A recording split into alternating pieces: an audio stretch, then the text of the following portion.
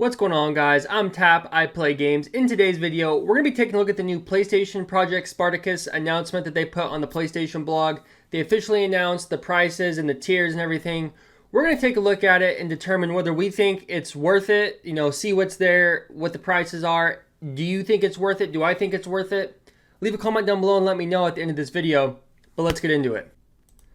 Okay, so heading over here into the PlayStation blog, we click on this. All new PlayStation Plus launches in June with 700 plus games and more value than ever. So right away, it looks like they're keeping the name PlayStation Plus. They're not calling it something new. There's no like PlayStation Game Pass, or something stupid like that. They're keeping the name PlayStation Plus with like new tiers, basically. So as we scroll down here, PlayStation Plus and PlayStation Now come together. Players can choose from 3 flexible options. Since launching PlayStation Plus in 2010, SIE has been on the forefront of innovation with the game subscription services. We were thrilled to be which is funny because Xbox said theirs first, but whatever. We were thrilled to be the first console membership service that included a refreshed library of games through PlayStation Plus and also launched the first console game streaming service with PlayStation Now. Today we are pleased to share with you official news about the changes coming to our subscription service. This June, we're bringing together PlayStation Plus and PlayStation Now in an all-new PlayStation Plus subscription service that provides more choice to customers across 3 membership tiers globally. Our focus is providing high-quality, curated content with a diverse portfolio of games. Below is an overview of the 3 membership tiers. So the first tier is PlayStation Plus Essential. The benefits are it provides the same benefits that PlayStation Plus members are getting today, such as 2 monthly downloadable games, exclusive discounts, cloud storage for saved games, online multiplayer access, and there are no charges for existing PlayStation Plus members in this tier. So basically, this stays the same. Everybody right now that has PlayStation Plus has PlayStation Plus Essential is what they're essentially saying. See what I did there? So that's it. That's like bare bones PlayStation Plus. I do find it a little weird, 2 monthly downloadable games. As a PS5 player, don't we get like 1 PS5 game and like 3 PS4 games downloadable like every month? So 2 monthly downloadable games seems like, I could be wrong, but is that not less? For example, here's this month's PlayStation Plus.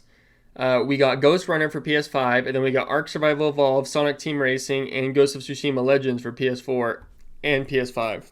So it's 1 PS5 game, 3 PS4 games, even though, like I said, Ghost of Tsushima is also on PS5. So when they say you get 2 games monthly, are they saying like 2 PS5 or 2 PS4? I mean, because like we have 4 games right here this month. It's usually like 4 games. So I don't really know what that means. Comment below and let me know if I'm missing something.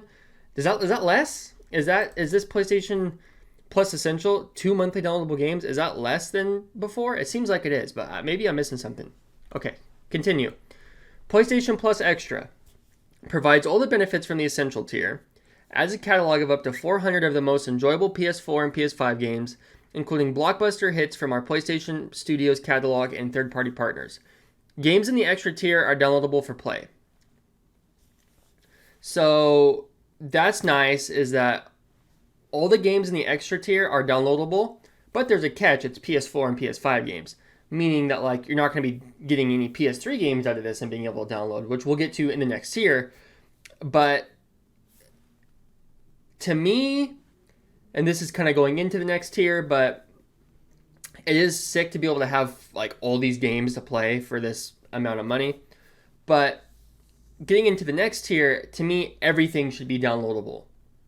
We shouldn't be having to rely on streaming for any of these games. So with that being said, the second tier, PlayStation Plus Extra, is great in that aspect. Everything is downloadable. You can just download it straight to your console. You don't need internet connection. You don't need to be streaming, none of that. For $15 a month, that's only $5 more than the Essential, and you're getting all those games. That's a crazy good deal. That's like, probably the sweet spot. Not to say that the PlayStation Plus Premium isn't a good deal, which we're getting into now.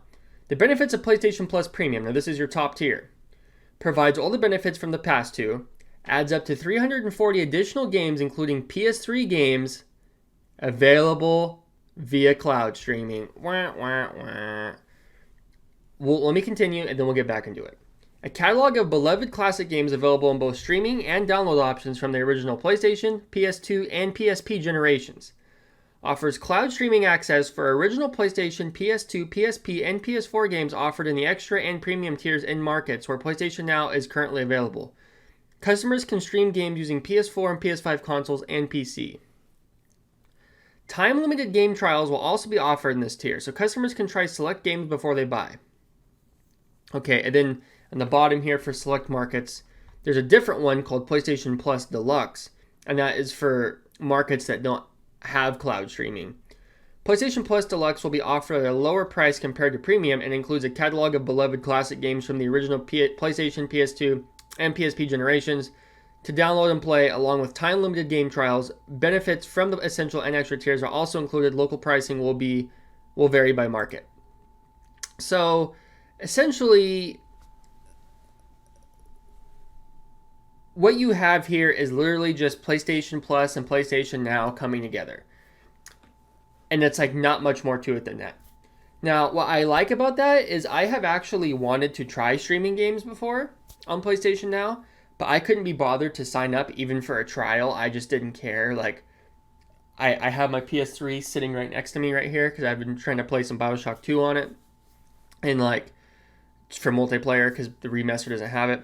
And like, sure, you know, it'd be nice to play on the PS5, but I would rather play on the original console than attempt to stream it because streaming games just seems like it doesn't work that well. Now, I've never done it, so forgive me if I'm, wrong in any way, but I don't want any sort of input lag at all in my streaming of games. And it seems like with streaming, you would have input lag. So right then and there, I'm out. It's just that simple.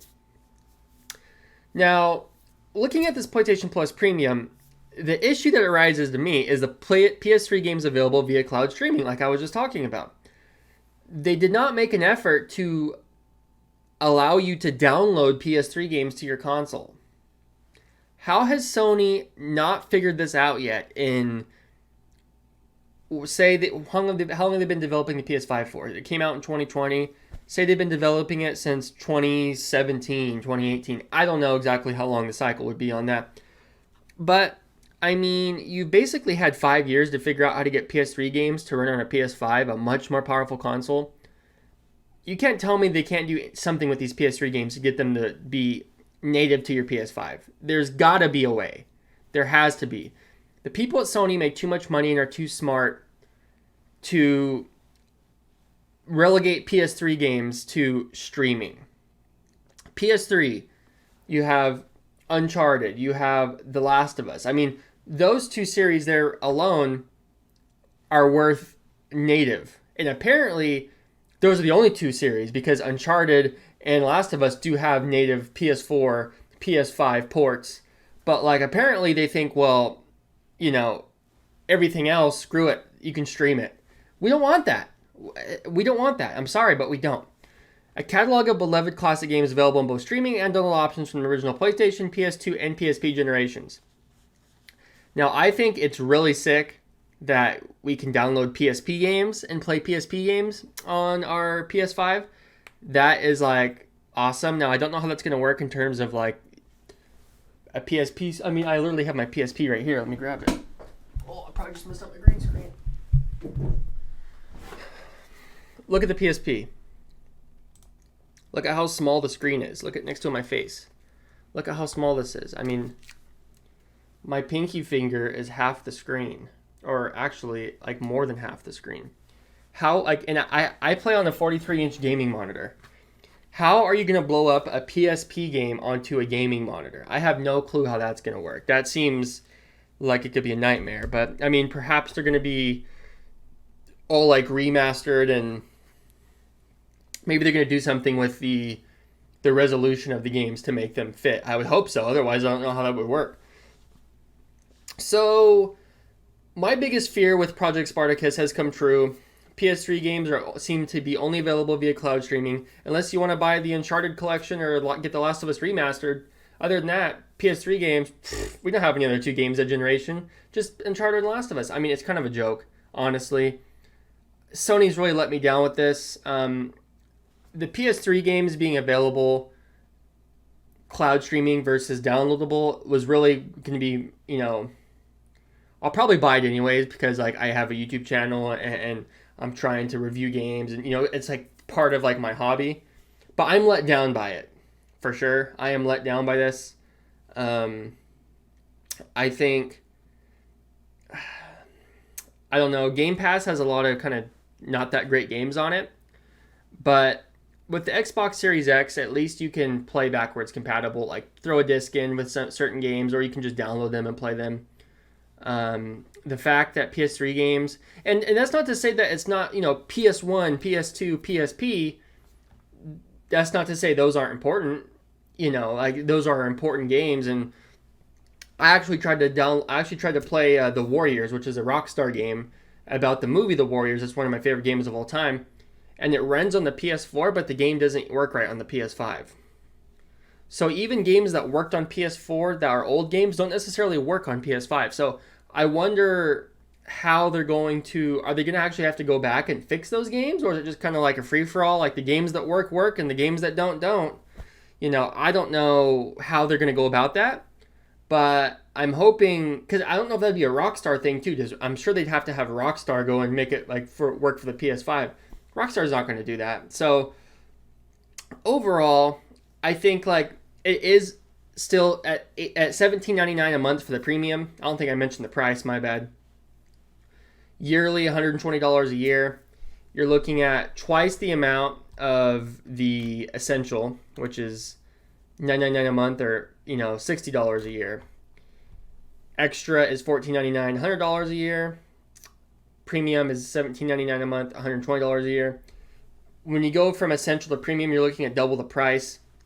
Is that worth it?